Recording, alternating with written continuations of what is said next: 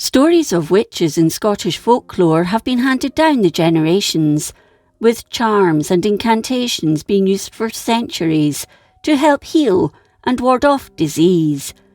But this was seen as a threat to the church. The Witchcraft Act of 1563 outlawed witchcraft, and anyone either practising or consulting with a witch could be found guilty of a capital offence.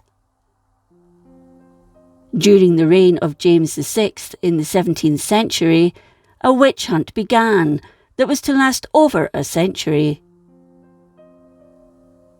Over 75% of those accused were women who were either old, poverty-stricken, or outsiders. Torture ranged from sleep deprivation to ducking, a method James himself preferred, as the water would cleanse the alleged witch. But on the whole, Scotland used the pricking method. A 3-inch iron preen or pin would be forced into the body up to its neck until the devil's mark, where no pain would be felt, was found. Between 1560 and 1750, there were 35 reported cases of witchcraft in Caithness, with the largest hunt occurring in 1655, when 12 people were accused. The Highlands was never a major area of persecution during these years, and during the years Cromwell seized power, there were none.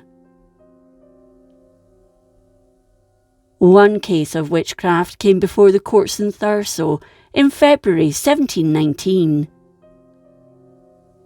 A version of the story goes that Hugh, or in some versions William, Montgomery of Burnside, Scrabster, hated cats, but they kept finding their way into his backyard, although his neighbours never had the same problem. His servant William Geddes even claimed the cats spoke among themselves in human voices. One night, Geddes screamed as 5 cats had invaded his room while he slept, and Montgomery came to his aid, killing one of them. He tossed it outside, but the next morning it was gone, its body nowhere to be seen. He came to the conclusion that they were not cats, but witches. The next time he saw them in his garden, which was December 1718, he rushed at them with an axe, a dirk and a broadsword, mortally wounding 2 of them, and maimed the leg of a 3rd with his axe, but they all escaped. Some time afterwards, 2 old women of the parish, Margaret Olson, wife of Donald Barney, who had a reputation of being a witch, and Helen Andrew, wife of John Sinclair, died, with the marks of the wounds allegedly inflicted by Montgomery on their bodies.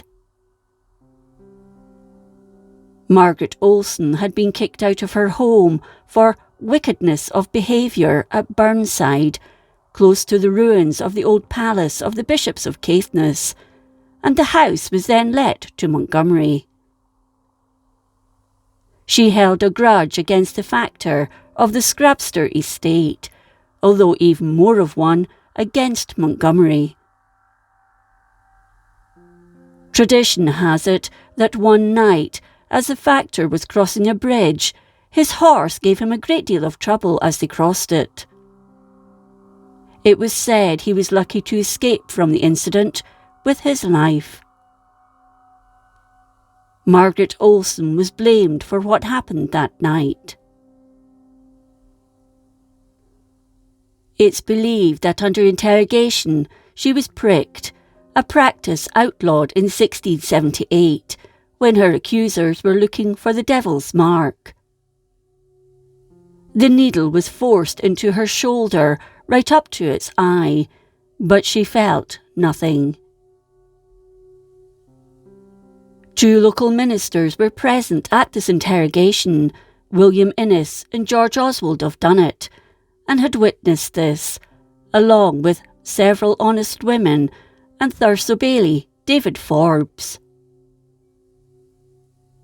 The third accused witch who'd invaded Montgomery's house, Margaret Gilbert or Gilbertson, a midwife who lived around a mile from Montgomery's home, was found in bed with her leg broken, which, according to tradition, eventually fell off.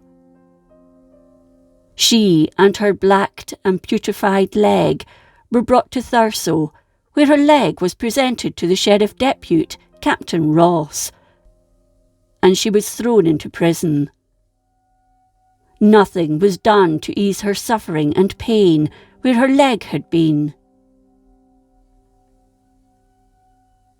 Interrogated by the Reverend John Munro of Halkirk, Bailey Forbes, Andrew Balfour, James Mackay, William Munro and Andrew Munro, merchants in Thurso, and under torture, no doubt suffering from a severe infection, she admitted to being a witch on 18th February 1719 and stated that the two old women who recently died were witches too.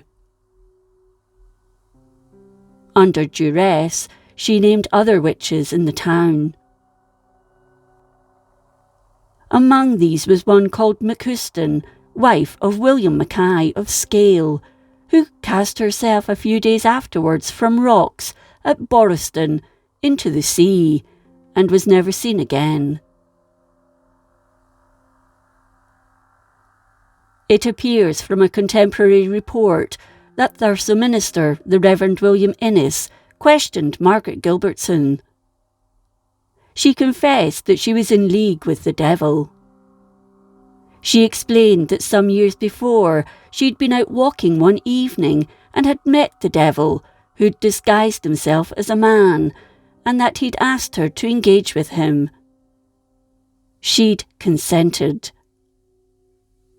She even confessed to being in Montgomery's house as a cat, and when asked how they managed not to be discovered, she claimed the devil had raised a fog or mist to conceal them. She gave the interrogators Olson's name, along with those of Janet Piper, wife of David McCriery, Helen Andrew, Margaret McCallum, wife of James Moore, and McCuston. Due to the torture inflicted and the untreated leg wound, she died in prison 2 weeks later.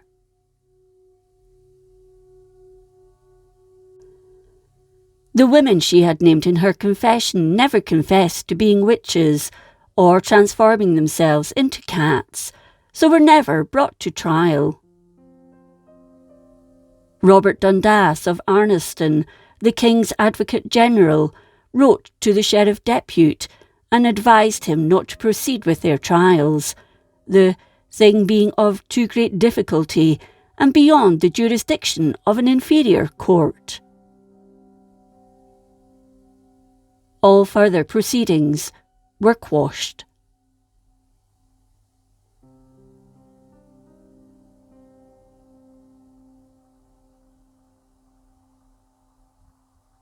If you enjoyed this episode of Scotland's History, please like, comment and subscribe. Until next time, thank you for watching.